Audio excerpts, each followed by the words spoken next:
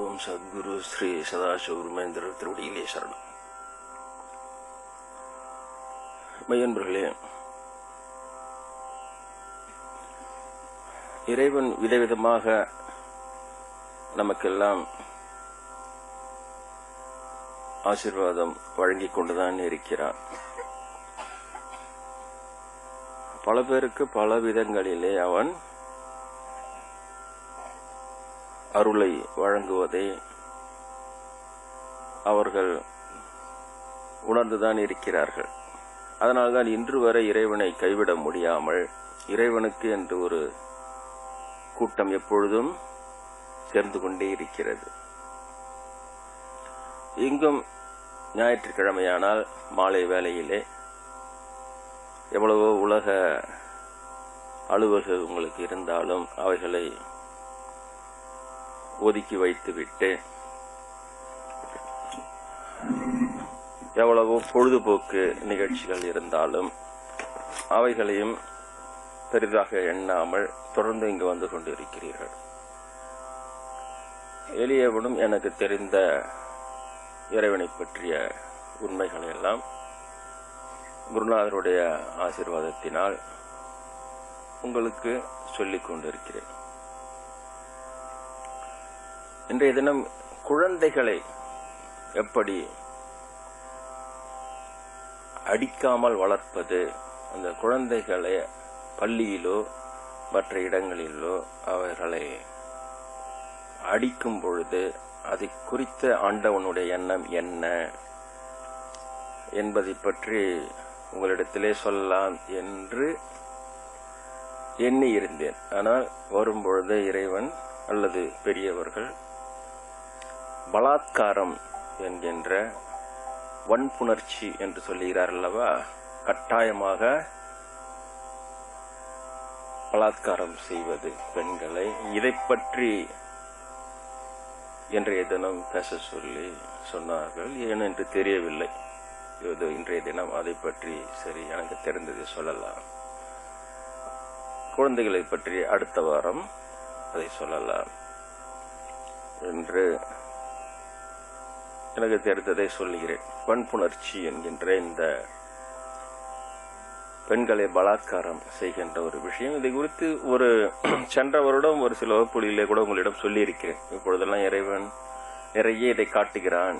இதை இந்த நம்முடைய பகுதியை சுற்றி நடக்கின்ற பெண்களுக்கு இழைக்கப்படுகின்ற கொடுமைகளை எல்லாம் நிறைய காட்டுகிறான். என்னால் இதை தாங்கிக் கொள்ளவே முடியவில்லை, மிகவும் கொடூரமாக இருக்கிறது என்றெல்லாம் சொல்லி இருக்கிறேன். அதற்கு பிறகு பத்திரிகையிலே ஒரு செய்தி வந்தது. அதிலே இந்த விழுப்புரம் மாவட்டத்தில் தான் இருப்பதிலேயே அதிகமாக பெண் கடத்தலும் பெண்களுக்கு எதிரான கொடுமைகள் நிகழ்ந்திருக்கிறதாக ஒரு புள்ளிவிவர பட்டியல் சொல்லி இருப்பதாக போட்டிருக்கிறப்போ இறைவன் நமக்கு அதையெல்லாம் காட்டியது உண்மைதான் என்று தெரிந்தது. இன்றைய தினம் ஏன் அதை பற்றி சொல்ல வேண்டும் என்று தெரியவில்லை. இருந்தாலும் அது சொல்ல நல்லதுதான். அந்த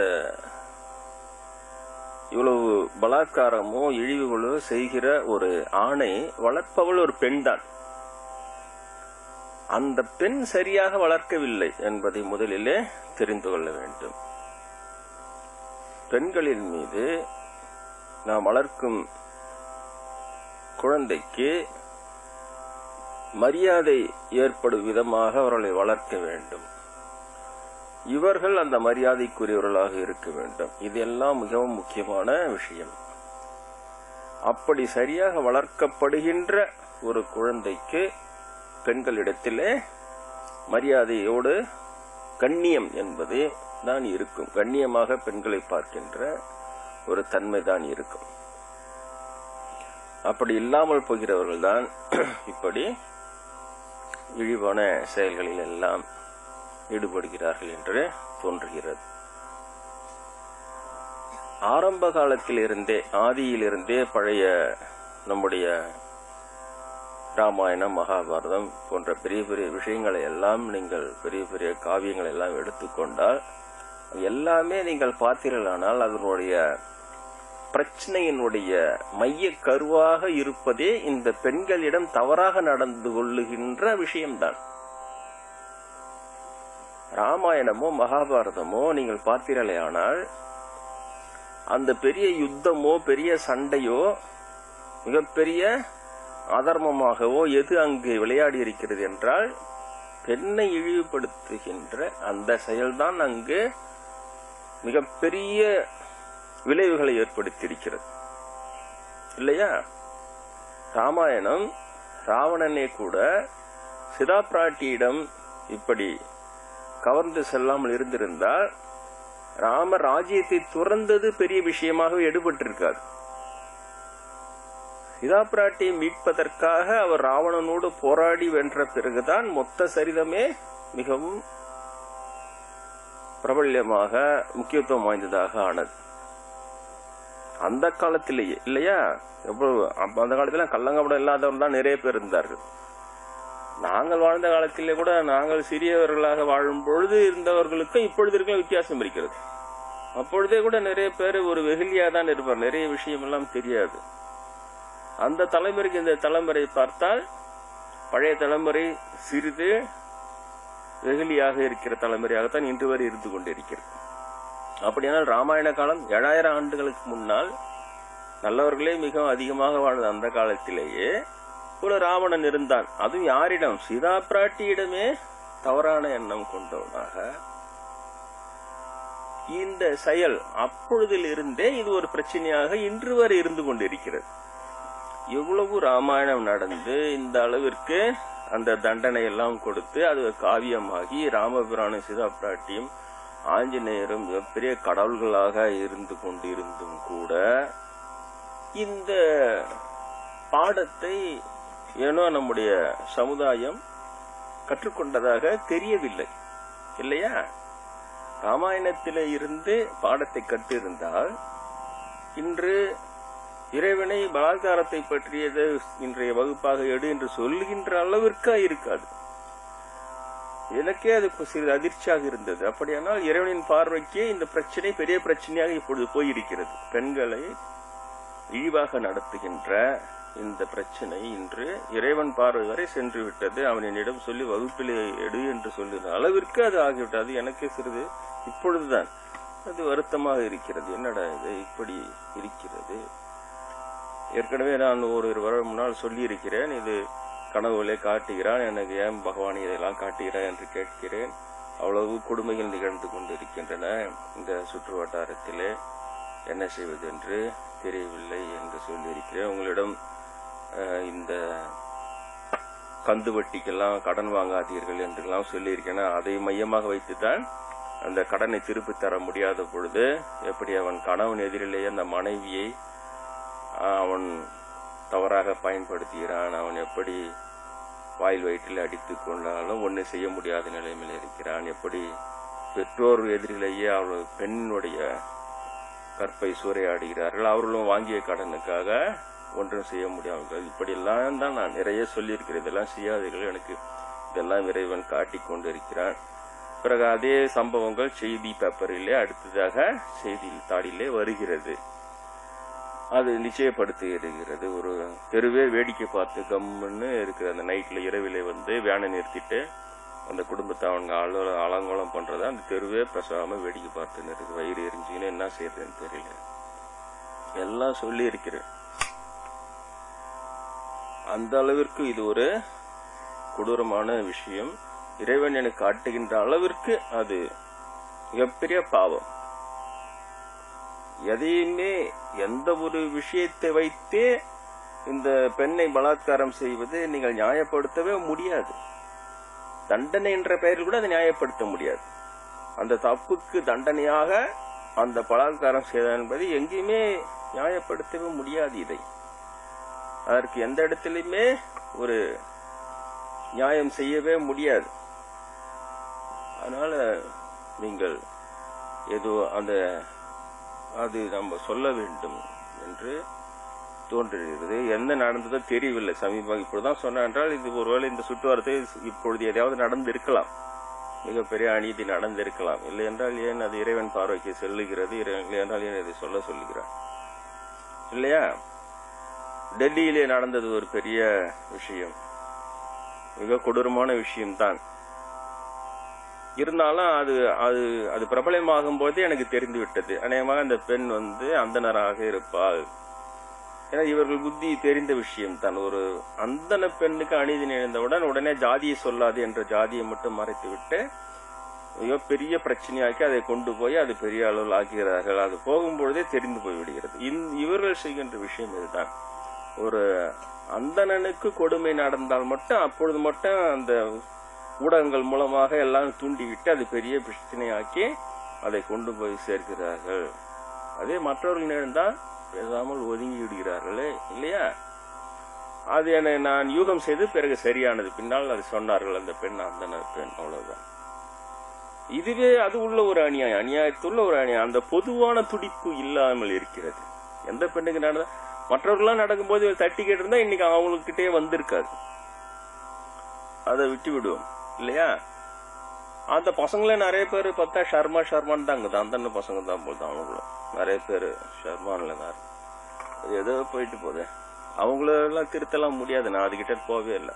அவங்கள திருத்த போய் நம்ம தான் வாய் கேட்டு போகுது. அப்புறம் பிராமண துவேஷமும் அதை திருப்பி விட்டுறான். பிராமணனுக்கு பிடிக்காது, அப்பதான் பிராமண திட்டுறாரு திருப்பிடுறேன். அதனால என்னத்துக்கு அது?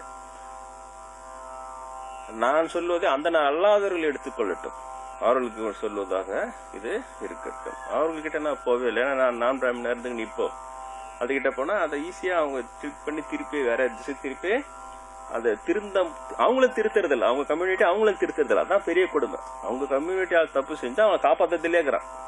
அவங்கள காப்பாத்தி விட்டுறது. வேற யாருன்னா சொன்னா நீ பிராமணன்ல பார்த்து பொறாம போறது என்ன ஆகுதுன்னு தெரியல. பொறாமையில சொல்ற, துவேஷத்துல சொல்றேன்னு சொல்லி அவ கூட திருந்தாம இருக்கிறதுக்கான எல்லா விஷயத்தையும் அவன் வச்சுக்கிறான். அதுகிட்ட போனா பாறையில போய் முட்டி மோதுற மாதிரிதான் நம்ம தான் முட்டாளாயிடும். அதனால நான் அதுகிட்ட எல்லாம் போல. அந்த அல்லாதவர்களுடைய சமூகத்துக்கு நான் அந்த அல்லாதவர்களை தொட்டு இதுல அந்த விஷயம் எல்லாம் வராது.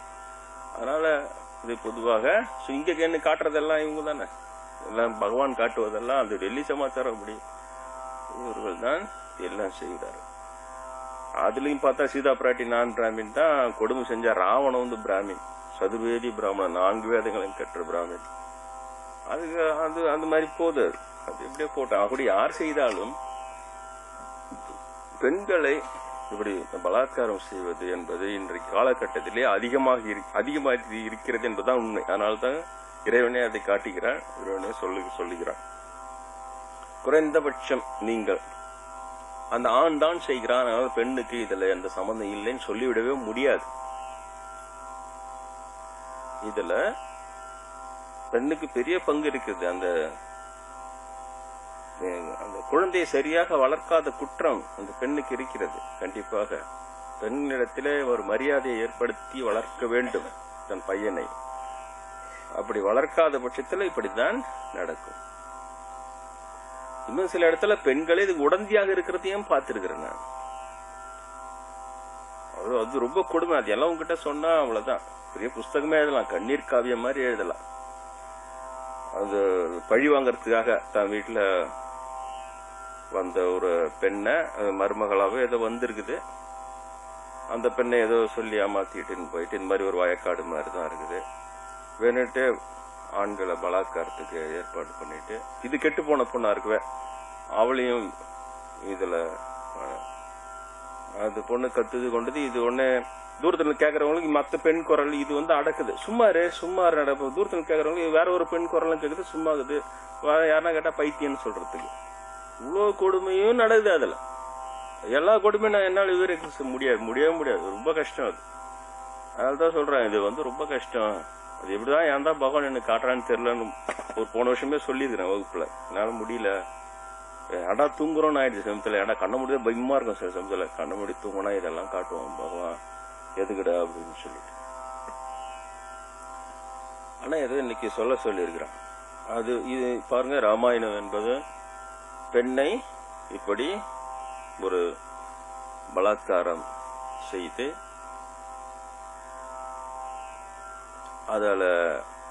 அதற்காக முயன்று தோல்வி கண்ட ஒரு விஷயம்தான். ராமர் போய் காப்பாத்திட்டார். இருந்தாலும் அத ராவணன் சீதா பிராட்டி கிட்ட மட்டுமா முதல்ல தப்பா செஞ்சா இல்லையே.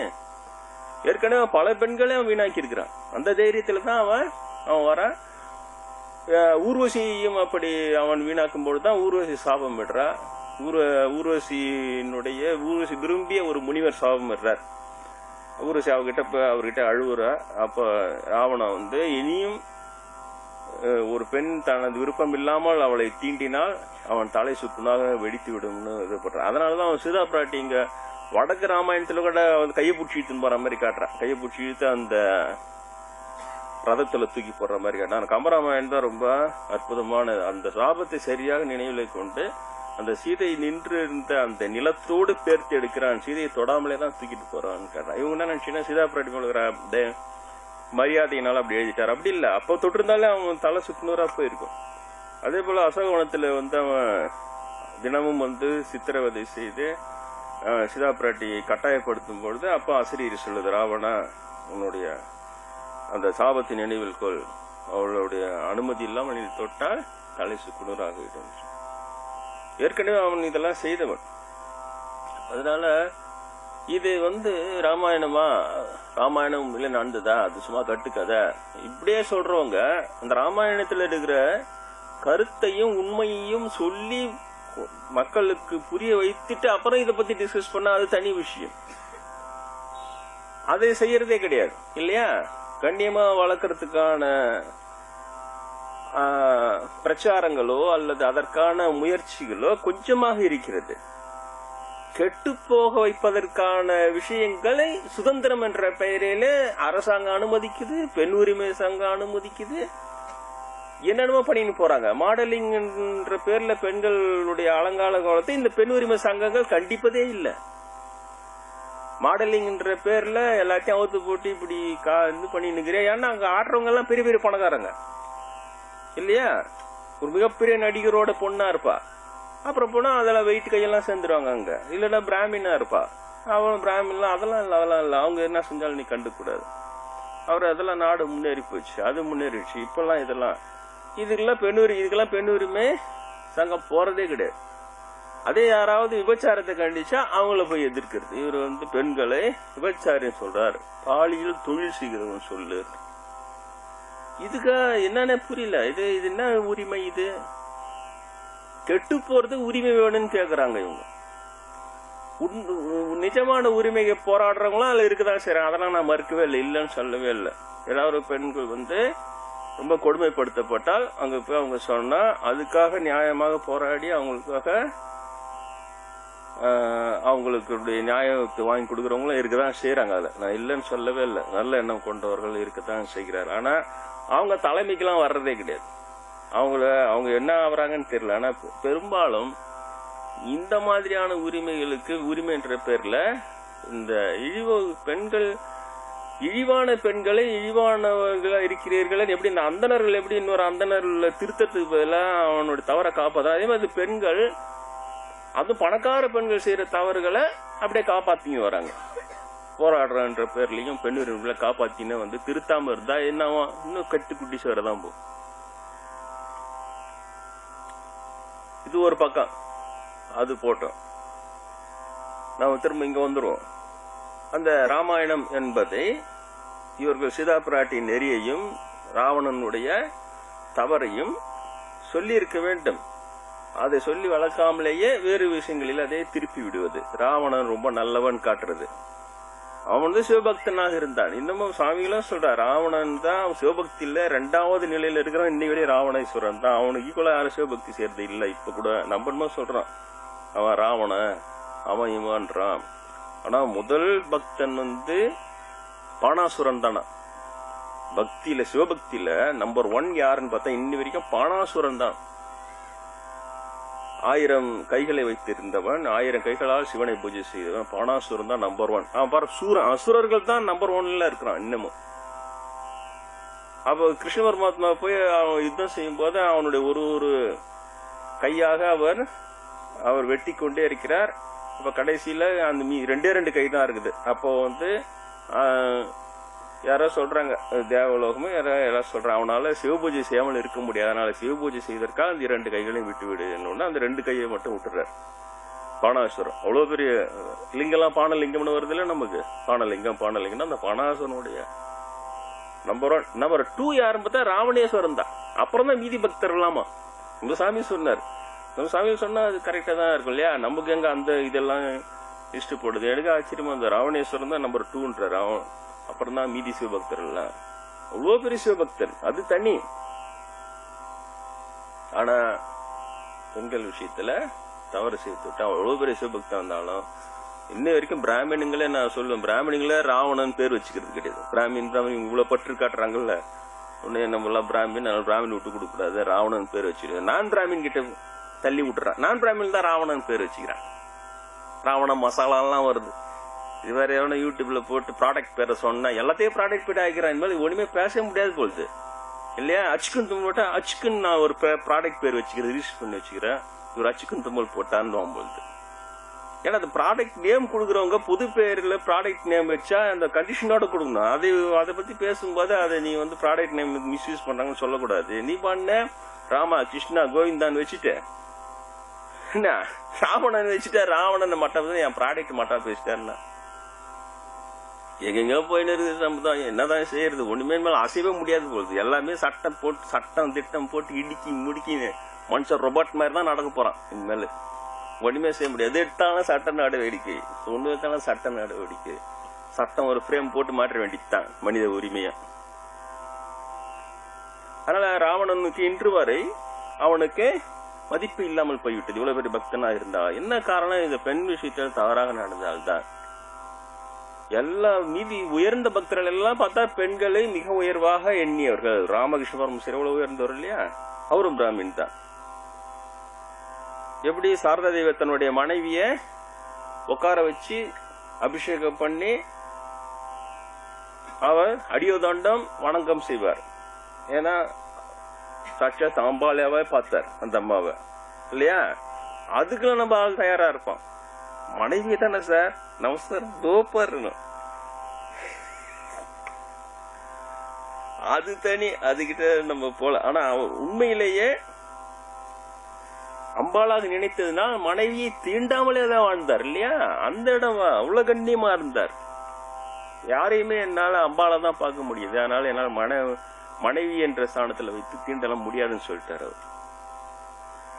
அவரை கெடுக்கிறதுக்காக எடுத்தும் போய் ஒரு விபச்சாரியா தான், விபச்சாரி சொல்லக்கூடாது, ஒரு பாலியல் தொழில் செய்யற ஊர்ல எடுத்து விட்டாங்க. அது தொழிலாம் சொல்றானுங்க. என்ன அது ஒரு தொழிலா?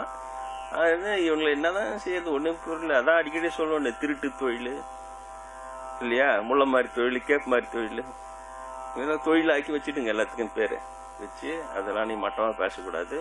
இவர் கேப் மாதிரி தொழில் செய்கிறவர், இவர் முள்ள மாதிரி தொழில் செய்கிறவர் இல்லையா? என்ன செய்யறது? இங்க உட்காந்துக்கிறேன் நல்லா பூச்சி வாங்கி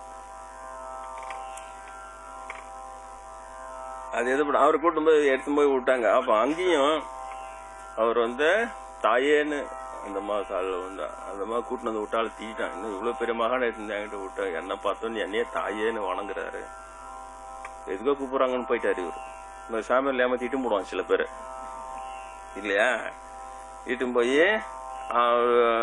ஒரு கேமரா செட் பண்ணிட்டு விட்டான்னா போதும். அப்புறம் சாமியார் வீக்னஸ் பிடிச்சி வச்சுக்கின்னு நம்மளுக்கு பரவாயில்ல, ஒரு கொட்டாதாகதை மிரட்டி பிச்சு முன்னாட வாலி வரைக்கும் தான் அவுத்து முடியும். வேற என்ன இருக்குது? இல்ல இந்த ஃபேன் எடுத்துன்னு போலாம். அதுக்கு மேல இங்க ஒண்ணும் கிடையாது. ஆனா பெரிய பெரிய வசதியான சாமி நல்லா இருக்கும். அவங்க இல்லாம போன கேமரா செட் பண்ணிட்டாங்க. செட் பண்ணிட்டு அதுக்கெல்லாம் கூட பிராமினுங்க தான் ரொம்ப யூஸ் ஆகுறாங்க. பிராமினுங்க பெண்களை கூட்டு வந்து உள்ள விட்டுருவான். மெதுவா விட்டுட்டோன்னே அந்த அம்மா அப்படி இருக்கும். அப்படி போய் எல்லாத்தையும் கேமரால ரெடி அதுவே தான் செட் பண்ணுதுன்னு அப்புறம் நான் தான் வச்சேன் கேமராவை. அதுவே செட் பண்ணிட்டு அதுவே அதுல எல்லாம் அப்புறம் பேட்டி கொடுக்குறாங்க. நான் ரொம்ப தெய்வீகமான பொண்ணு, 5 வருஷத்துல என்ன 20 வாட்டி தான் அவர் தப்பா யூஸ் பண்ணாராம். அந்த மாதிரி ராமகிருஷ்ணன் சேர்த்து விட்டா எடுத்து போய் அவரு தாயேன்னு வணங்குற. அப்ப எதுக்கு சொல்ல வர, அந்த அளவிற்கு ஒரு தவறான பெண்ணை கூட தாயேன்னு வணங்கி உயர்வா பாக்குற மனநிலை இருக்கிறவங்க இன்னைக்கு ராமகிருஷ்ண பரமஹம்சன் கையெடுத்து கும்புறோம். நான் பிராமண திட்டுறேன், ராமகிருஷ்ண பரமஹம்சன் திட்டுறேன். நான் அவரால் திட்ட முடியுமா? அதெல்லாம் சும்மா. அதெல்லாம் பெரிய மகான். ராதாதேவி அவங்க பிராமின் தானே அவங்க. இது வரைக்கும் எனக்கு அனுகிரகம் பண்ணிக்கிறாங்களா. அன்னைக்கு கூட ஒரு அன்பர் சொல்லிட்டு போனாரு, பக்கத்துல சாரதாதேவி இருக்கிற மாதிரி. சாரதாதேவர் குரலே கேட்டிருக்கிறேன். சாரதாதேவருடைய நம்மளுடைய ஓய்வு பெற்ற சப்ரீஷர், நீங்க ரொம்ப ஆர்வமான அங்க வளவனூர்ல இருந்தப்போ போட்டோ வாங்கிட்டு வந்து கொடுத்தா. ராமகிருஷ்ணர், சாரதேவர், விவேகானந்தர், இவங்க 3 பேர் போட்டோ. அப்ப சாரதேவர் போட்டோ அந்த இதுல செவத்துல வச்சான். யாரும் இல்ல. அப்ப ஆணி அடிச்சு மாட்டணும்னு சாரதேவருடைய குரல் கேட்டேன். Fear not my child. அவங்க எழுத படிக்க தெரியாது, எப்படி இங்கிலீஷ்ல சொல்றாங்க ஃபியர் நாட் மை. அப்புறம் பார்த்தா அவங்களுக்கு இருக்கிற எல்லாம் ஆங்கிலேய சீடர்லாம் அவங்க அதிகம். ஃபியர் நாட் மை சைல்டுன்னு அந்த பெண் குரல், இனிமையான குரல் நான் கேட்டிருக்கேன். இந்த பிறவிலே கேட்டிருக்கேன். பெரிய மகா அவங்களெல்லாம் போய் இந்த பிராமணன், இந்த ஓட்ட பிராமணுங்க செய்யற தப்பால அவங்கள தெரியுமா இவன் இப்போ லிங்க் பண்ணும், அங்க இப்போ லிங்க் பண்ணும். இவங்க என்ன அந்த ஷீல்டா யூஸ் பண்றான். அந்த உயர்ந்த பிராமணிகளை எடுத்து ஃப்ரண்ட்ல வச்சுட்டு அது பின்னால் நின்னுன்னு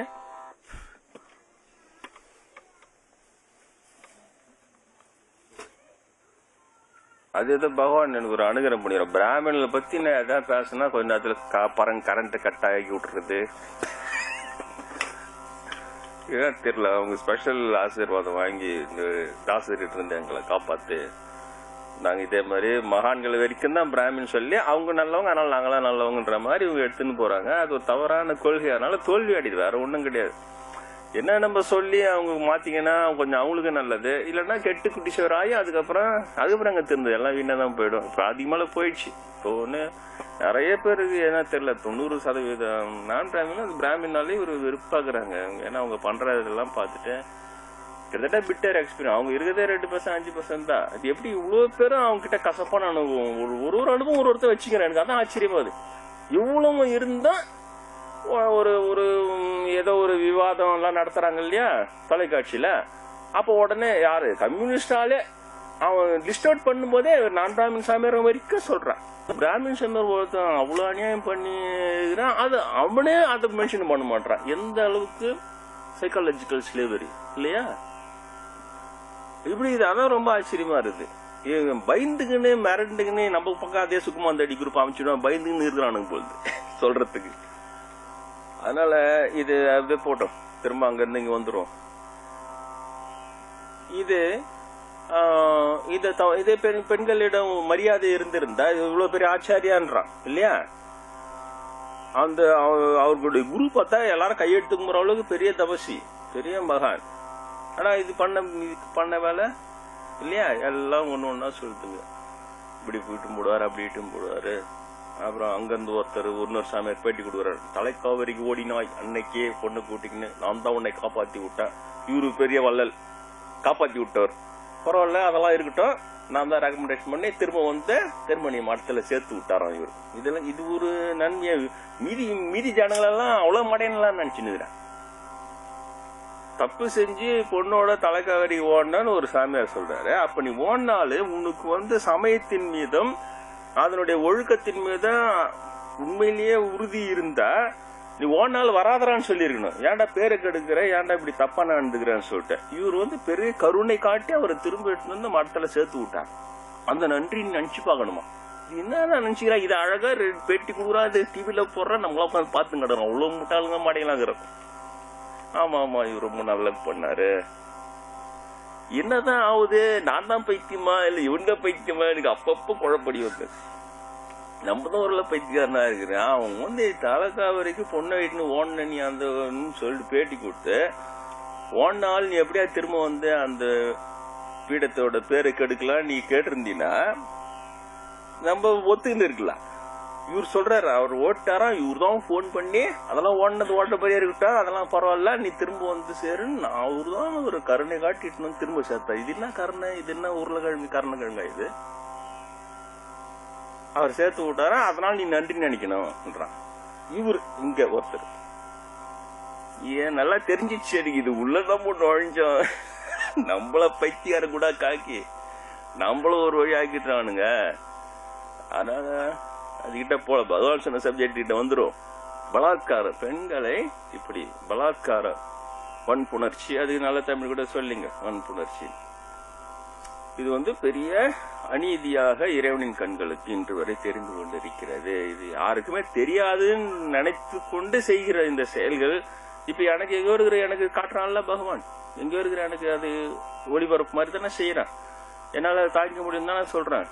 அன்னைக்கு கூட சொன்னேன், ஒரு நாயை கட்டி போடுற மாதிரி ஒரு பொண்ணு அவங்க வீட்டுல ஏமாத்தி நல்ல நண்பன் மாதிரி பழகிறான். நான் உண்மையில சொல்றேன், இந்த 3வது மனிதர்களை ஓவரா நம்பி குடும்பத்துக்குள்ள ரொம்ப பழக விடாதீங்க, தயவு செய்து சொல்றேன். ரொம்ப நல்லவங்களுக்கு அட்வைஸ் பண்றேன். ரொம்ப நல்லவங்க தான் ரொம்ப இந்த மாதிரி எல்லாம் போய் மாட்டிக்கிறேன். 3வது மனிதர்கள் ரொம்ப ஓவரா இடம் கொடுத்து அவன் நடுவுட்டு வரைக்கும் உள்ள வாங்கி அவன் குடும்பம் எல்லாத்தையும் தெரிஞ்சுக்கின்னு அவனுங்க பண்ற அநியாயம் தான். அதுக்கப்புறம் அவன் ஒரு 5 வருஷம் பழகிட்டான், 10 வருஷம் பழகிட்டான், ரொம்ப நல்லவன், அவன் கூட பொண்ணை அனுப்பி விடுறது, இங்க போயிட்டு வா சர்டிபிகேட் எடுக்கணும்னு அவனை நம்பி போலான்னு பாத்துக்கு நேரம் அவன். இவங்க என்ன அப்படியே ஒருத்தனுடைய எண்ணத்தை தெரிந்தவர்களா இவங்க? இல்லவே இல்ல. மனிதனின் வெளி வாழ்க்கை வேறுதான், உள் எண்ணம் வேறுதான். இன்று வரைக்கும் அந்த எண்ணத்தை இறைவனுக்கு எனக்கு காட்டிதான் அதை உணர்த்தினான். எனக்கு அதிர்ச்சியானது, முதல்ல ஆரம்பத்தில் அதிர்ச்சியானது இதுதான். இவருடைய எண்ணங்களை இறைவன் எனக்கு காமிச்ச உடனே அதிர்ச்சி ஆயிடும். என்னடா இந்த சமுதாயம் இப்படி இருக்கிறது.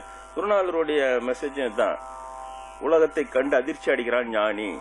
முதல்ல எல்லாம் தெரியாது, நடராஜர் தான் அதெல்லாம் காமிக்க ஆரம்பிச்சார். சின்ன வயசுல இருந்தே எனக்கு அது இருந்திருக்குது, எனக்கே தெரியல. அது தானாக மற்றவருடைய எண்ணங்கள் அது ரிலேகினே இருக்கும். அது சின்ன வயசுல இருந்தே எனக்கு அது ஒரு சாதாரண விஷயமா எனக்கு தெரியும். அதை வச்சு எதுவுமே நான் பேசுறது இல்லை. அதை நீ நினைச்சியா போனே வந்து கேட்க அதுவான்னு ஓடிக்கினே இருக்கும்.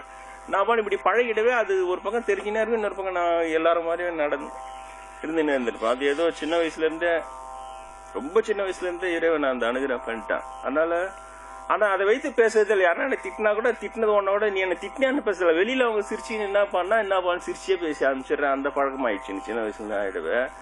இது தனியா இருந்தது. அப்புறம் சாமியாராயி எல்லாம் வந்த உடனேதான் அது எல்லாத்தையும் ஒரு மூட்டையை கட்டி அப்புறம் தான் நினைச்சு பார்த்தா திடுக்குன்னு அழடா என்னடா இது, உலகம் வேறுதான், அவருடைய எண்ணம் வேறுதான். அந்த எண்ணத்துல நிறைய பேருக்கு ஒரு குடும்பத்துல ரொம்ப அந்யோன்யமா பழகிறோம், ரொம்ப நட்பா பழகிறோம். ஒன்னு வஞ்சக எண்ணறு. அந்த குடும்பத்தை எப்பயாவது வாய்ப்பு கிடைத்தால் அதிலே ஒரு வஞ்சகம் செய்து அந்த குடும்பத்தினுடைய அந்த கௌரவத்தை குலைத்து விடுவது தன்னளவிலே, இது ஒண்ணு இருக்கிறது. அடுத்தது ரொம்ப ஏழையா இருந்து அவன் ரொம்ப க்ளோஸா இருந்து அதுல 2 விதம் இருக்கு. நன்றியோடு இருக்கிறவர் இன்று வரைக்கும் ரொம்ப என்னுடைய பெற்றோர்கள் செய்த இந்த சின்ன சின்ன உதவிகளுக்கு இன்று வரைக்கும் நன்றியோடு இருக்கிறவர்கள் இருக்கிறார். இன்னமும் இங்க அதை பெருசாக பேசுவாங்க. எல்லாம் நல்ல ஒரு இதுவும் இருக்கிறது. அதே நேரத்துல அந்த தந்தையார் செய்த உதவியையும் பயன்படுத்திக்கின்னு அதுக்கப்புறம் அவர் உதவி தேவையில்லைன்னு அவரை பத்தி ரொம்ப மட்டமா பேசின ஒரு அப்படியான 1-2 பேரா இருக்கிறார்கள். இந்த 2மே இருக்கிறது. அவங்களுடைய நிலைமையை நினைக்கும் போது எனக்கு ரொம்ப அதுதான் சொல்ல எச்சரிக்கை சொல்ல வர. இப்படி இந்த நல்லவர்களோட நல்லா உதவி செய்யுங்க, எல்லாம் செய்யுங்க. ஆனா உதவி சரி எல்லாருமே நம்மளுக்கு நன்றியா இருப்பாங்கன்னு மட்டும் நினைக்காதீங்க. என் கூட ரொம்ப நட்பா பழகி வீட்லயே பாதிக்கு மேல வீட்லயே தான் இருந்த பையன்லாம் கூட இருப்பா. ஆனா பார்த்தா அதுக்கப்புறம் நான் சாமியாரானோன்னு பேசும்போது எனக்கு ரொம்ப ஆச்சரியமா இருந்தது. அவன் அது பொறாமைன்றது உள்ள இருந்திருக்குது. அப்போ உடனே ஆணைக்கு ஒரு காலம் வந்தா பூனைக்கு ஒரு காலம். நீங்களாம் வசதியா இருந்துட்டா இப்ப பாரு நீ பாரு இப்படி சனியா சைடு என்கிட்டயே அதெல்லாம் பேசி எனக்கு ரொம்ப ஆச்சரியமா. அப்ப இந்த எண்ணத்தோட தான் அவன் சின்ன வயசுல இருந்து இருந்திருக்கிறான். ஆஹா, இதுவும் இறைவன் காட்டி இருக்கிறான் நம்மளுக்கு இல்லையா? இது பரவாயில்ல இதுவே. ஆனா தயவுசெய்து இந்த மாதிரி நான் சொன்ன பாருங்களா, ஒருத்த நாய் கட்டுற மாதிரி அந்த வீட்டுல பழகி ஒரு 2-3 வருஷத்துலயே இந்த ஒரு டாக்டர்ன்ற மாதிரி போய் பழகி அங்க ஃபேமிலி டாக்டர்ன்ற மாதிரி எல்லாம் பண்ணி அணுவா பழகி அப்புறம் அவங்க வீட்டு பொண்ணு ஏதோ ஒரு காரணம் சொல்லி அவங்க கூட எது காமிச்சு வச்சிருக்கிறாங்க. அவங்க வீட்டு ஒரு பையனே எட்டுன்னு வந்துக்கிறாங்க கூட. அதை எட்டுன்னு வந்து இந்த பக்கம் தான் விழுப்புரம் ஏரியா, அது என்ன தெரியல, ஒரு ஏரி பக்கமா எட்டுன்னு வந்து அவங்க போய் போலாம் இங்க போய் வாழான்னு கூட்டிட்டு வந்துட்டு அந்த பொண்ணு அதை நாய் கட்டி போற மாதிரி கழுத்துல கயிறை கட்டிட்டு அந்த பொண்ணை தூக்கி தண்ணியில போட்டு அது மூச்சு திணற வேற டக்குன்னு வெளியில இழுத்துட்டு என்ன கல்யாணம் பண்ணிக்கணும் ஒத்துக்க.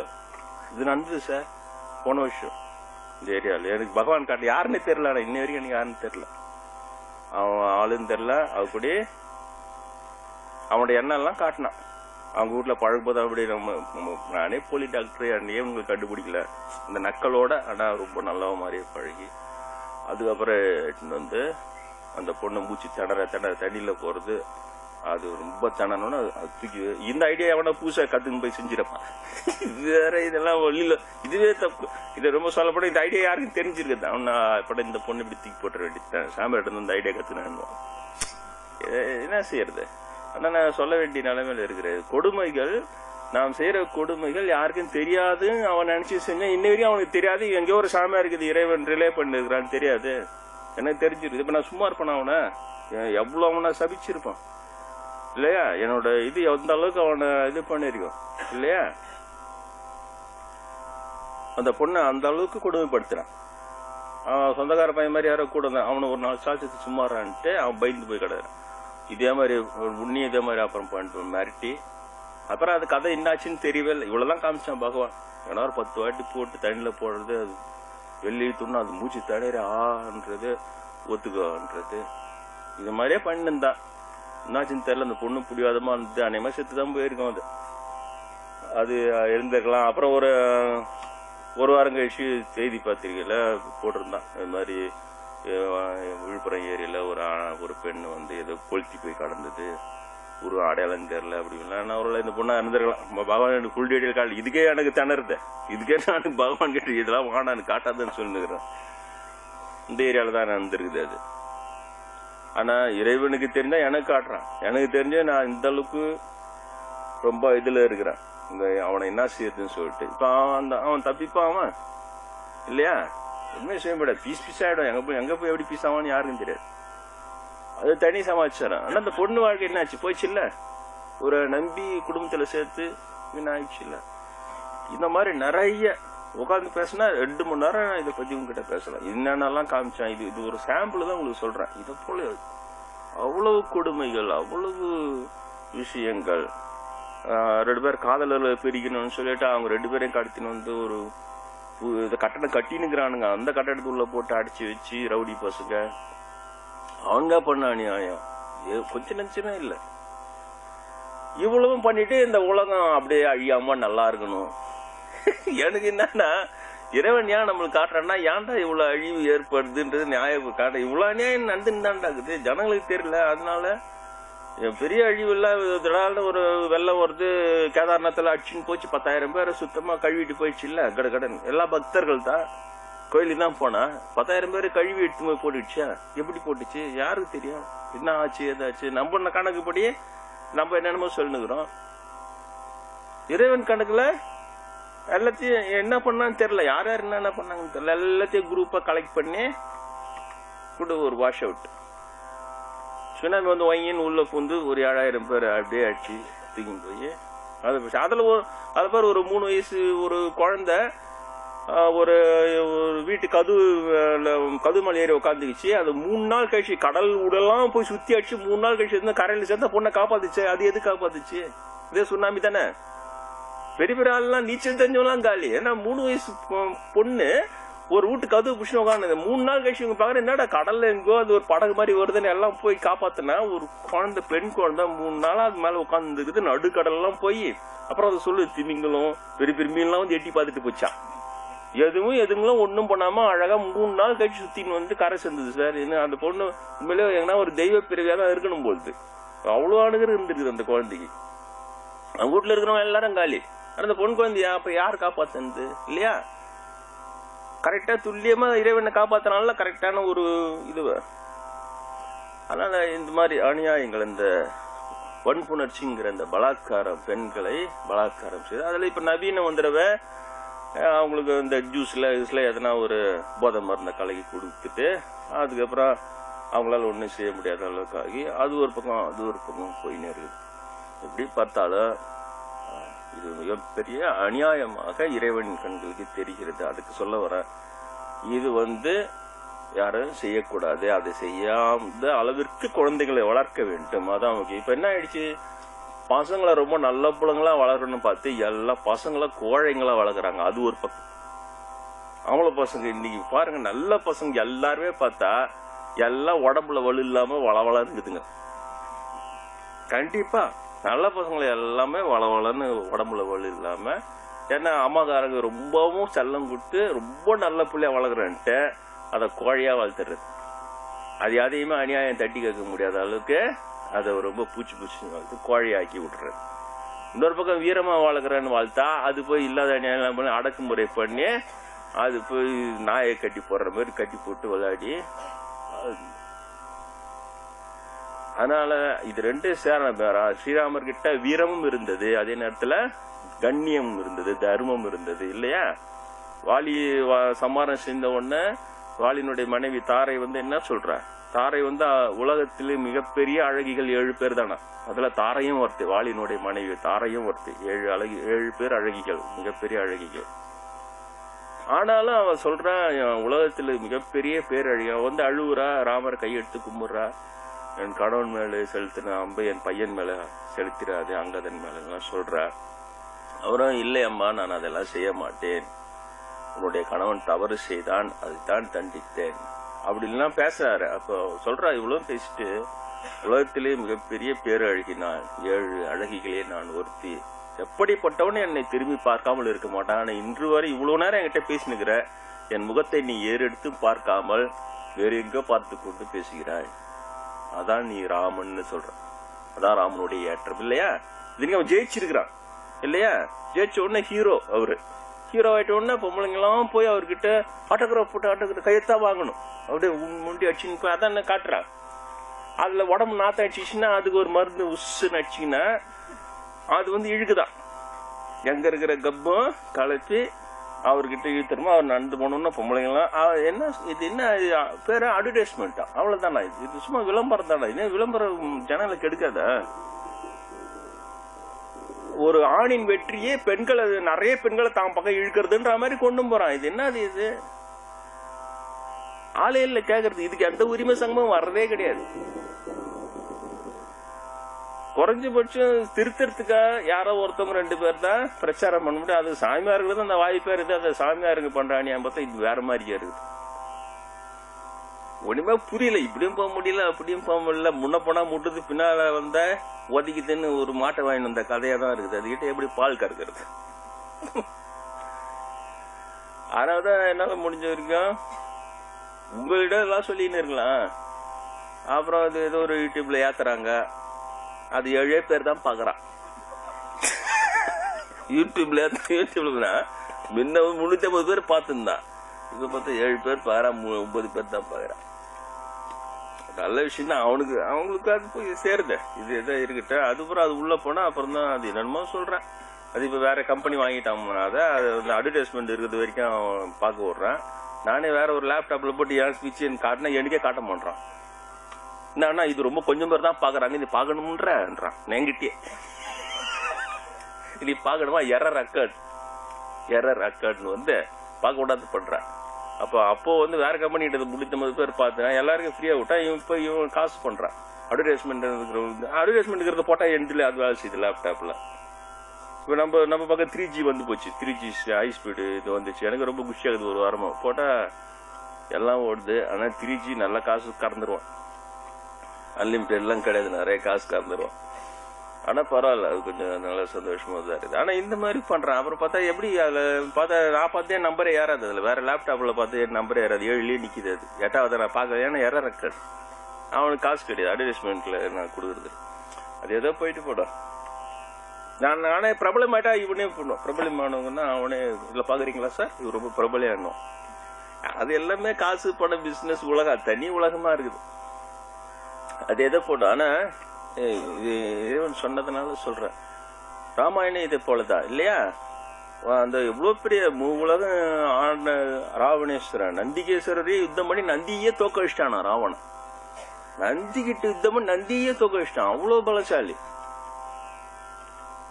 ஆனா எங்க விழுந்தான் இந்த இடத்துல. இது எவ்வளவு முக்கியமான விஷயம் இல்லையா. இந்த இடத்துல அந்த பெண்ணிடம் அவன் தவறு செய்த உடனே அடி விழுந்தது. ஒண்ணுமே சேம் உள்ள எவ்வளவு பெரிய பலசாலியா இருந்தாலும் ராமருடைய ஒரு அம்புக்கு விரட்டி பாக்குறான். நான் பிராமண, அந்த பிராமண இந்த மனுஸ்மிருதின்னு ஒண்ணு இருக்குது இல்லையா.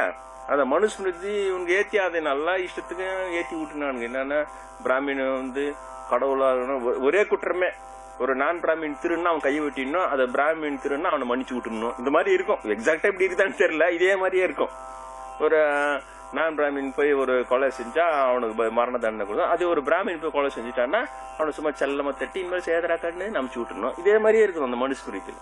இதுதான் இவங்க எடுத்து ஆடுறானுங்க. பெரிய பெரிய பிரபலமான ஆளுங்க, பெரிய பத்திரிகை ஆசிரியருங்க, இவங்க எல்லாம் கூட மனுஸ்மிருதி சொல்லுகிறது, மனுஸ்மிருதின்னு சொல்லிக்கிறேன்னு சொல்லிட்டு இது திருத்தாமலே மனுஸ்மிருதி தூக்கிட்டு இருந்தா என்ன வருது?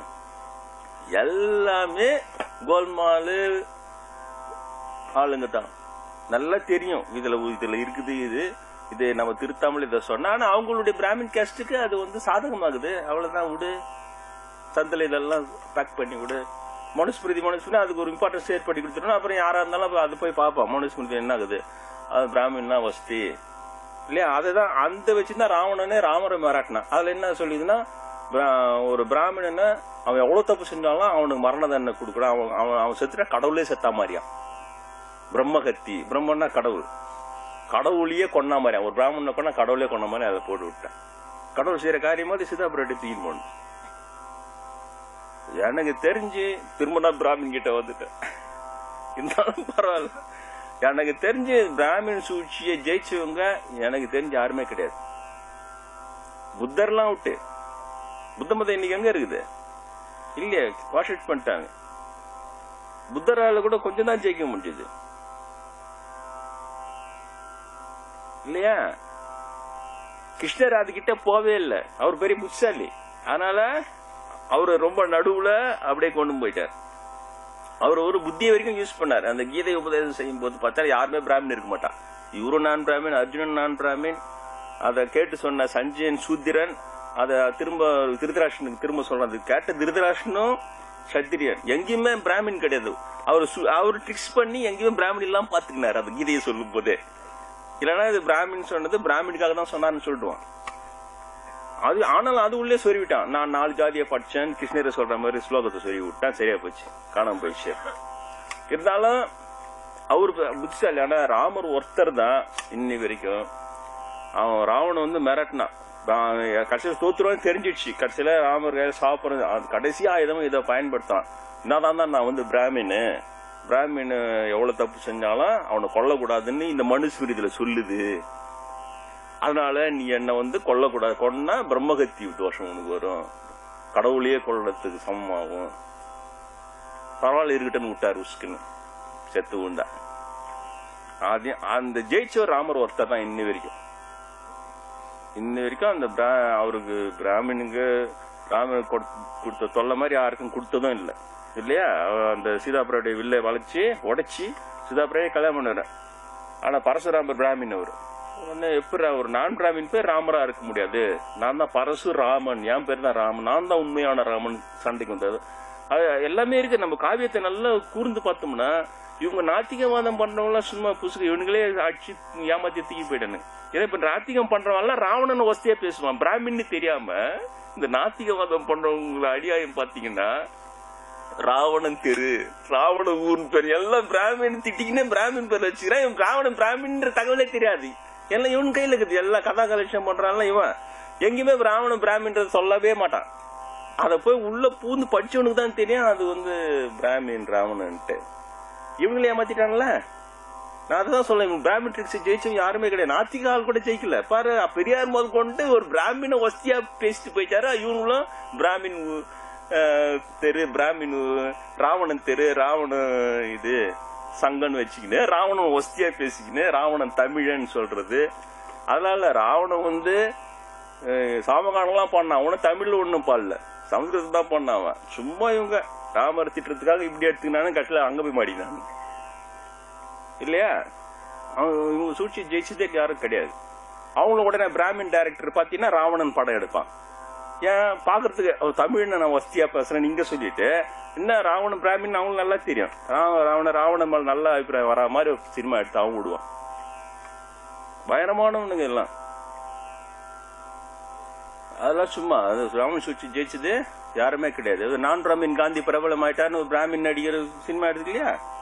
எடுத்து அவர் காந்தியை கட்ட வர மாதிரி அதை சுட்டு கொண்ட பிராமின், கோச்சிய பிராமின். அவர் அரிஜனங்கள் எல்லாம் கோயில்ல விட்டாருன்னு தான் அவன் சுட்டான். வேற ஒண்ணுமே கிடையாது. அதை அப்படியே திருப்பி இவர் வந்து அந்த பாகிஸ்தானை பிரிச்சதுக்காக அவன் ஆத்திரப்படுச்சான். அப்படிலாம் கிடையாது. அர்ஜுனன் கோயில் நுழையத்துக்காக காந்திக்கு முன்னால 8000 வருஷத்துக்கு அர்ஜுனன் கோயில் அளவுடே கிடையாது. ராமர் காலத்திலே கிடையாது. 7000 8000 வருஷமா 10,000 வருஷமும் 10,000 வருஷம் இந்த ஒரு பெரிய ஒரு தீமைய காந்தி உடைச்சார். அர்ஜுனன் கோயில் நுழைய போராட்டம் நடத்தி உடைச்சி உள்ள எல்லாருக்கும் போறதுக்கு அவர் ரைட்ஸ் வாங்கினார். எப்படி இவங்க போய் அப்படி கம்முன்னு இருப்பாங்களா? இவனுங்க சும்மா அழகா அதை திருப்பி வச்சுக்கிறான். கதையை மாத்தி அவர் பாகிஸ்தானு பிரிச்சுக்கிறான். அதால சுட்டான். அப்புறம் பிராமின் சுட்டான். இதுக்காக தான் சுட்டானுங்க. தெரியுதா? வள்ளி ஆமான் அது ஒண்ணுதான் உண்மை தெரியுது. இதுதான் சொல்றானுங்க. அவர் அர்ஜுனன் கோயில் விட்டாரு இவரு சொல்லிட்டு அதுக்காக அதனால அதே ஒரு பிராமின் நடிகன் எப்படி எடுக்கிறான் பாரு. கோட்சேவன் நல்லவனாவும் காந்திய கொஞ்சோண்டு கட்டவர் மாதிரியும் சினிமா எடுத்தானே. இன்னைக்கு அந்த நடிகன் தான் இவர் பரந்த மனப்பான்மையா, இவர் ரொம்ப விசாலமானவர், மீதி பேர்லாம் போனதுன்னுக்கிறான். இந்த சூழ்ச்சி தெரியாம எனக்கு ஒன்னும் புரியவே இல்லை. இது எங்க போய் முட்டிக்கிறதுன்னு ஒன்னும் புரியல. ஜெயிச்சவர் அவர் ராமர் ஒருத்தர் தான். பரசுராமன் வந்து பிராமின் தான் ராமன் போடான்னு சொல்லி அவன் வில்லையும் வாங்கி அடிச்சு ஒடிச்சு சொன்னார். இப்ப என்ன சொல்ற, உண்மையிலே விட்டுமா இதுன்னு கேட்டார். அப்புறம் அவரு வணங்கி பரசுராமனை அடக்கிட்டார். ராமர் தெரிஞ்சு அப்புறம் ராமருடைய கோவில் இன்னும் பெருசா போச்சு. சீதா பிராட்டி கல்யாணம் பண்ணிட்டாரு, அந்த வில்ல உடைச்சிட்டார். பரசுராமனுடைய தெரிஞ்சு போச்சு. அதுவும் இல்லாம விஸ்வாமித்திரன் நான் பிராமின் இல்லையா? விஸ்வாமித்திரருடைய யாகத்துல எல்லாம் இந்த ராட்சசகன் சொன்னது எல்லாமே ராவணனுடைய சொந்தக்காரங்க தான். ராவணன் வந்து மாயமான அமைச்சார்ல மாரீசன் ராவனுடைய மாமன்காரங்க தவம் பண்ணுகிறான். மாரீசன் கிட்ட போய் தான் நீ மாயமான போயிலன்னு நானே உன்னை கொண்டுடுவோன்னு தான் அவன் தான் மாயமான உருவெடுத்து போறான். அந்த மாரீசன் யாருன்னா விஸ்வாமித்திரோடைய யாகத்தை அழிச்ச அரக்கர்கள் தாடகையெல்லாம் வதம் பண்ணார்ல, அந்த தாடகையோட புள்ள அவன் மாரீசன். ராவண பிராமின்னா அவனுடைய மாமா மாரீசன் பிராமின்னா அப்ப தாடகெல்லாம் யாரு? இதெல்லாம் பிராமின் தான். அவங்க பாத்தீங்கன்னா வசிஷ்டருடைய ஆசிரமத்திலே அவங்களுடைய யாகத்திலே போய் ஒண்ணு கடிக்க மாட்டான். நான் பிராமின் விஸ்வாமித்திர யாகம் வாழ்த்தோம்னா அதெல்லாம் போய் ஒண்ணு கழிச்சுட்டு வந்துடும். அதெல்லாம் போய் தலையை வெட்டி ரத்தத்தை போட்டு விட்டு அந்த ஆசிரமத்தையே வீணாக்கிட்டு வருவான் இந்த பிராமின் குரூப், இந்த தாடகை பிராமின் குரூப். அதனாலதான் அவர் ராமரை கூட்டின்னு போய் அடி பெண்ணுன்னு பார்க்காம அடின்றார். அதுல எல்லாரும் சம்மானம் பண்ணிட்டு அதுல அந்த மாரீசன் சொல்ற ராவணன் கிட்ட, ராமரை பத்தி உனக்கு தெரியாது, அப்பவே சின்ன பையன் அவன் என்னதுக்கு விட்டான்னு தெரியல, என்ன மட்டும் உயிரா விட்டானா, எங்க விட்டான்னா வடநாட்டுல அவன் விட்ட ஒரு அம்பு என்னை தூக்கின்னு வந்து இங்க தெற்குல போட்டுது. அவ்வளவு பெரிய மாரீசன் நானு, என்னை விட்டு ஒரு அம்பா விட்டு என்னை மட்டும் உயிரோட விட்டான். அந்த அம்பு என்னை புடிச்சு தூக்கின்னு வடநாடு எங்க இருக்குது, ஒரு அம்பு அங்கிருந்து தூக்கின்னு வந்து இங்க தென்னாட்டுல போட்டுது. என்ன அன்னையிலோட நான் வடக்கு பக்கம் தலை வச்சே படுக்கிறது இல்ல. அப்பதான் நான் வாழ்க்கையில விரக்தி அடிச்சு தவத்துல வந்து என்னை விட்டுறா சாமின்னா என்ன போதும். ராவண குத்திடுவான் போடனா நானே ஒண்ணு கொண்டு விடுவோம்னா இவங்க கையில சாவது ராமர் கையில சித்த மோஷன் போயிட்டான். அப்புறம் தான் இதா போனான். இதெல்லாம் கவனிக்கிறதே கிடையாது. நம்ம உள்ள நோஞ்சி பார்த்தோம்னா நல்லா தெளிவா புரியும் என்ன நடந்திருக்குது. பிராமின் போராட்டாது அது அவருடைய கீர்த்தி அதிகமானோன்னு ராவணனால ஒரு நான் பிராமின் போலோட வாய்ந்தா பிராமினால சும்மா பொறுத்துன்னு இருக்க முடியாது சார். அது ஷூர். அவங்களுக்கு எவ்வளவு மேக்ஸிமம் ட்ரபிள் கொடுப்பான்.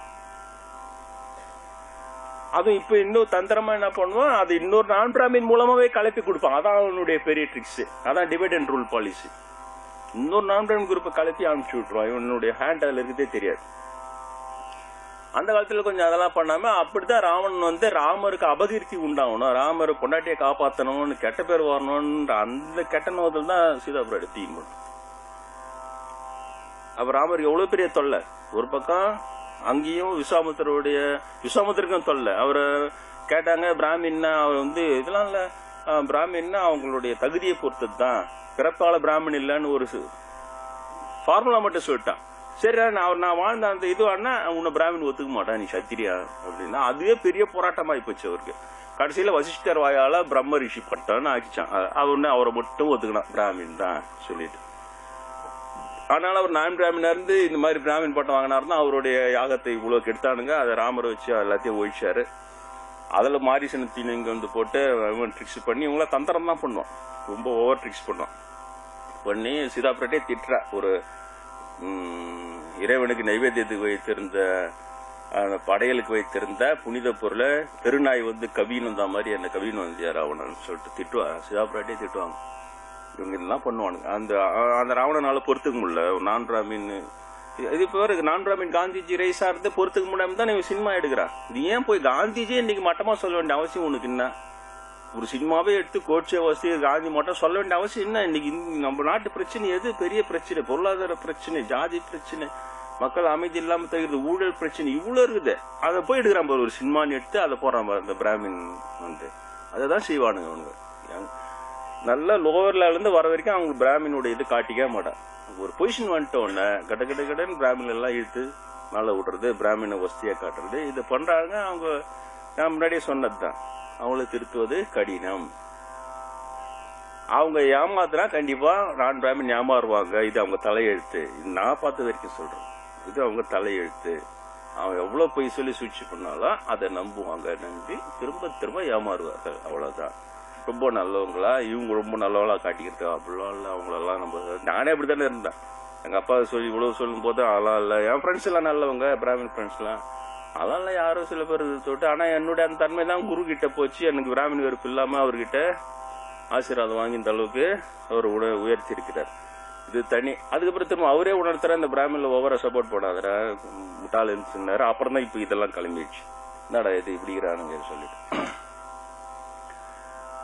அது ராமாயணமே அதுல வந்ததுதான். அந்த நான் பிராமின் பொறுத்துக்க முடியாம பிராமின் அதை உடச்சவர் ராமர் தான். அதுக்கு பயந்துக்குன்னா அதுக்கப்புறம் இல்லைன்னா பிராமினுக்கு நான் பிராமின் ஸ்ரீராமன் பேர் வச்சுக்கோங்கள.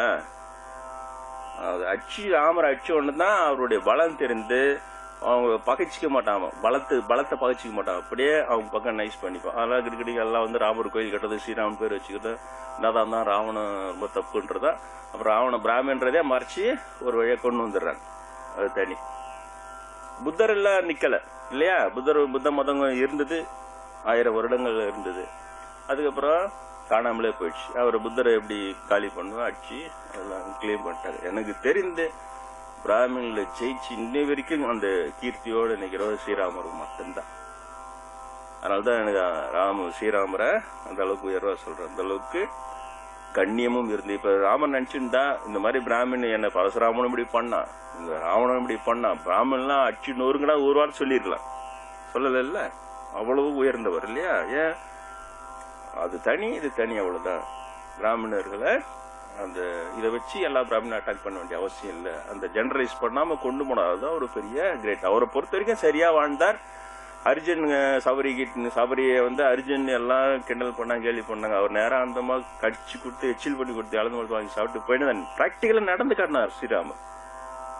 அங்க இருக்கிற ஒரு குளம் திடீர்னு நாங்க குளிச்சிருந்த குளம் ரத்தமாயி போச்சு, எங்களால குளிக்க முடியல, என்ன போவோம்னு கேட்டாங்க ராமர்கிட்ட. நீங்க சபரியை நீங்கள் பண்ண கொடுமை ஜாதி கொடுமை தான், அது பாவமாக மாறி இப்படி நீங்கள் குளிக்கிற குளம் இப்படி ரத்தமாக மாறியதுன்னார். இதுக்கு என்ன பரிகாரம்? அந்த சபரி காலில் விழுந்து மன்னிப்பு கேட்டு பிராமணர்கள் அவளை கொண்டு வந்து குளிக்க வைங்க, சரியா போயிடும். ராமரே சொல்லிட்டார்ல. அப்புறம் போய் அதே மாதிரி வந்தாங்க, கூட்டின்னு வந்தாங்க. சபரி மாதா அதில் குளிச்சு எழுந்தாங்க, உடனே சுத்தமாயிடுச்சு அந்த குளம். எப்படி? அதனாலதான் சொல்ல ராமர் வாழ்ந்து காட்டின. அவர் சும்மா வெறுமனே பிரச்சாரம் பண்ணிட்டு போல, வாழ்ந்து காட்டினா ஜாதி இல்லைன்னு உடைச்சார். ஆனா 1,00,000 ஸ்லோகம் ராமாயண ஸ்லோகம் இன்னைக்கு 10,000 தான் இருக்குது. ராமரை சபரி கிட்ட சபரி மட்டுமான செஞ்சிருப்பாரு. அவர் லட்சுமணன் கூட இருந்தான். லட்சுமணன் அருவ இருக்கான், என்ன அந்த மாதிரி எச்எல்எஸ் இருந்தாருன்னு. லட்சுமணனுக்கு தான் அவர் நிறைய உபதேசம் பண்றாரு. எவ்வளவு சொல்லி இருப்பார் இல்லையா? ஜாதி இல்லை என்பது லட்சுமணா, இதெல்லாம் இல்லை, ஜாதி இல்லை, அவர்கள் எவ்வளவு உயர்ந்தவர்கள் சொல்லி இருப்பார். அந்த ஸ்லோகத்தெல்லாம் யார்கிட்ட இருந்தது? எல்லாம் நம்ம எல்லாம் நம்பி அது பிராமின் கையில கொடுத்தோன்னே எதெல்லாம் எடிட் பண்ணி கட் பண்ணி தூக்கி போட்ட முடியுமோ 1,00,000 ஸ்லோகத்துல 90,000 ஸ்லோகம் இப்படியே காலி பண்ணிட்டேன். இப்ப அதெல்லாம் கிடையாது. இல்லன்னா ராமருடைய உபதேசத்துல அவர் எனக்கு நம்பிக்கை இருக்குது, கண்டிப்பா ஒரு ஜாதியை உடைச்சிருப்பாரு. வாழ்ந்து காட்டினார், அதை உடைச்சிருக்க மாட்டாரா? நிறைய உண்மைகள் சொல்லி இருப்பாரு. இப்படி இல்லை இப்படி இல்லை எல்லாம் சொல்லி இருப்பாரு. எல்லாம் இவங்க கையிலே நம்ம பண்ண முட்டாள் தானே இவங்களை கூட்டின்னு வந்து கோயில வச்சிருது. இவங்களுக்கு நான் சொல்றேன், இவங்களுக்கு தான் குருன்றது, இவங்க தான் ஆச்சாரியான்றது. நானே கூட விட்டு இல்லையா? ஏன் நம்ம சாமியில் குரு பிராமணா இருக்குவே, ஏன்னா ஈஸியா தூக்கி போட்டுருவாங்க. இவர் பிராமின் கிட்ட இருந்து உருவாகி பிராமணிக்கு நன்றி இல்லாம இருக்கிறான்னு சொல்லிட்ட உடனே ஜனம் முதல்ல அதை தான் நம்பும். இப்ப நம்மளால 50 வருஷம் கழிச்சு அது தூக்குதலியா மேலேட்டே இருக்கிறது தான் எடுத்துக்கோ. ஆமாண்டா இவர் குருவே பிராமின்றா, இவரு இவ்வளவு சொல்றாருன்னு சொல்லிட்டு நானே விட்டு எனக்கே தெரிஞ்சு போச்சு நம்மளுடைய பிரச்சாரம் ரொம்ப எடுப்படாது. ஏன் ஃபர்ஸ்ட் பாயிண்டே வீக்கு குருநாதர் தான் சொல்லி இருக்கிறாரு, ஜாதியை உடையினார், சம்பாட்டி கொண்டாடினார், எத்தரப்பு மக்கள் இறைவன் பிரிக்கவே இல்லை, சமயங்களே ஜாதிகளை பிரித்தது, சமயத்தின் பிடியிலிருந்து இறைவனை பிரியல குருநாதர் சொன்னதுதான். இருந்தாலும் இவ்வளோ உபதேசம் போகுமா மக்கள் கிட்ட போய் சேரத்துக்கு முன்னால, இவனுடைய ஷார்ட்கட் மெத்தட். இவரு பிராமின் கிட்ட கத்துக்கினா பிராமின்லயே ஒரு இவருன்றான், பட்டுன்னு போனா அதுதான் முன்னால போய் நிற்கும். நானே கூட விட்டு சும்மா கொஞ்ச நாள் தான், ஆனா ஒரு வழி இல்லை. என்னுடைய கடமை நான் செய்தாக, இந்த வெற்றி தோல்வி பத்தி கவலைப்படாமல் கடமையை செய். கிருஷ்ணரோட உபதேசம் என்னுடைய கடமையாக சொல்லிக் கொண்டே இருப்பதா என்னுடைய வேலை. அதனால அதை சொல்லுகிறேன். அதிலே இடையிலே இந்த பலாத்காரம் என்கின்ற ஒரு விஷயம் அது ராவணனை வைத்தே இருந்தது. அது இல்லாமல் மகாபாரதமும் எவ்வளவு பெரிய யுத்தமாக நடந்தது. நீங்க பாத்தீங்கன்னா திரௌபதி அவமானப்படுத்தியது தானே, சேலையை உருவி நடு இதுல அவ்வளவு கேவலப்படுத்தி கடைசியில் அது மிகப்பெரிய அழிவிலே கொண்டு போய் நிறுத்தியது. கர்ணனை கூட சொல்றான், நான் செய்த ஒரே தவறு திரௌபதியை தவறான வார்த்தையிலே பேசியது, நான் அப்படி பேசியிருக்க கூடாது. கற்பு என்பது இதையெல்லாம் தாண்டிய பெரிய விஷயம், எனக்கு அது தெரியல. 5 பேரை திருமணம் செய்தா இவன் எப்படி கற்போடு இருப்பான்னு நான் அப்படி நினைச்சிட்டேன் சொல்லிட்டு கர்ணனை பின்னால கிருஷ்ணர்கிட்ட சொல்றான், எனக்கு தான் என் மன சமாதானம், அவளை எப்படி அவகிட்ட மன்னிப்பு கேட்கறதுன்னு தெரியல அவனே சொல்றான். இருந்தாலும் கிருஷ்ணன் சொல்ற அதுக்கு ஒரு சரியான நேரம் வரும் கர்ணா அப்படின்ட்டு சொல்றாரு. அந்த கற்பு உள்ள பெண்ணை தீண்டினாள். இப்போ அதே துரியோதன நிறைய பெண்களை அவமானப்படுத்தினானுங்க, நிறைய பெண்களை ரொம்ப ஈஸியா அவனுக்கு பலாத்காரம் பண்ணானுங்க, ஒண்ணுமே செய்ய முடியல. அந்த திமிர்ல போய் அதே மாதிரி காட்டுல இவங்க இருக்கும்போது கூட ஒரு கந்தர்வ பெண்ணு கிட்ட தவறா நடந்துக்கு போய் அந்த கந்தர்வ அடிச்சு துரியோதன கட்டியே போட்டுறான். அப்புறம் அர்ஜுனன் எல்லாம் போய் அவங்க கிட்ட சமாதானம் பேசி மீட்டுன்னு வந்துடுறான். அதே துரியோதன அவமானமா நினைக்கிறான், அர்ஜுனன் எல்லாம் சேர்ந்து எனக்கு உயிர் பிச்சை பாட்டாயிடுச்சுன்னு சொல்லிட்டு. இவ்வளவு தவறான பெண்களிடம் இவங்க ஜெயிச்சிட தொட்டு சரியான பெண்ணிய இவங்க அதே மாதிரிதான் போவாங்க. அதை தான் சொல்ல வரேன். இந்த பலாத்காரம் செய்யறவங்க தவறான பெண்களையே பார்த்து எல்லாரும் தப்பாதான் இருப்பாங்க, அந்த முடிவு ஈஸியா வந்துடும். ஆனா அந்த சரியான பெண்கிட்ட போய் மாட்டினோன்னு எவ்வளவு பெரிய துரியோதன அவ்வளவு பெரிய 100 பேர் இருந்தா கூட ஒண்ணுமே செய்ய முடியாது. அந்த திரௌபதியினுடைய அந்த ஒரு கண்ணீர், அவமானப்படுற கண்ணீர் சுத்தமா பூண்டேடு அழிஞ்சு போச்சு இல்லையா, வம்சமே இல்லாம அழிஞ்சு போச்சு. அதனால இது மக்களிடம் இதே சொல்லணும். இந்த பிராமணர்களுடைய சூழ்ச்சியாமது அதை நான் சொல்லணும்னு நினைக்கல, அது நான் தான் இப்ப சொல்லிட்டேன். அது ஈஸியா அடிச்சு தூக்கி போட்டுறாங்க. அவங்க சூழ்ச்சி முன்னால நான் பிராமணன் ஒண்ணுமே செய்ய முடியாது. இவன் நான் பிராமின் அசோசியேஷன் ஒன்னு ஆரம்பிச்சுன்னா கூட 10 வருஷம் கழிச்சு அதுல பிராமின் தான் உட்காருவான் லீடரா. ஏன் இந்த நான் பிராமின் உள்ள 2 சண்டை போட்டு போனுங்க, நம்மளுக்குள்ள சண்டை போட்டுக்கிறதுக்கு 3வது அவனே இருந்துட்டு போனா அவனே இருந்து விட்டுருவானு. பார்த்தா நான் பிராமின் அசோசியேஷனுக்கு பிராமின் தலைவனா இருப்பான். இது ரொம்ப சர்வசாரமா அடிப்பாங்க அவங்க, இவனும் கம்முன்னு இருப்பான், ஒண்ணுமே செய்ய முடியாது. அதனால எனக்கு அந்த நம்பிக்கைலாம் இல்ல. ஆனா இந்த நம்பிக்கை இருக்கிறது. ராமாயணத்திலே இந்த பெண்ணினுடைய கண்ணியம், மகாபாரதத்திலே இந்த பெண்ணினுடைய கண்ணியம் இதுக்கு ஒரு ஊறு விளைவிக்கும் பொழுது அது பெரிய அழிவை ஏற்படுத்தி வருகிறது. இதை ஆண்கள் மனதிலே கொள்ள வேண்டும், பெண்கள் மனதிலே கொண்டு இதை மையமாக வைத்து குழந்தைகள் வளர்க்க வேண்டும். அவர்கள் பலாத்காரமும் செய்யக்கூடாது, இன்னொரு பெண்ணை பலாத்காரம் செய்யும் பொழுது வேடிக்கை பார்த்து கொண்டு இருக்கக்கூடாது. அந்த கோழைத்தனை இன்னைக்கு நல்லா வளர்ந்து போச்சு. நமக்கு என்னான்னு ஒதுங்கினே கம்முன்னு இருக்கிற கோழைத்தனை வந்துடுச்சு, இருக்கக்கூடாது. இந்த ஸ்ரீராமருடைய வீரத்தை ஊட்டி வளர்க்க வேண்டும், பெண்ணை காப்பாற்ற. அது கூட அப்புறம் அடுத்த வகுப்பு சொல்லி 7 போச்சு. எனக்கு இறைவன் காட்டிய வேறு ஒரு பெண்ணை ஒரு ரவுடிங்க கும்பல் காப்பாற்ற ஒருத்தன் உயிரே இழந்தான். அது எனக்கு இறைவன் காண்பித்தான். நான் இப்ப சாமியாரத்துக்கு முன்னால் பேண்ட் ஷர்ட் கொண்டு வரும்போது அங்கே அண்ணனூர்ல இருக்கும்போது இறைவன் அதை காண்பித்தான். பிறகு அந்த செய்தி எனக்கு நிச்சயம் என் சகோதரியா அதை சொன்னாங்க, அந்த நடந்ததை. அப்புறம் தான் அவங்களுக்கு சொன்ன கிடையாது இறைவன் அதை என்னை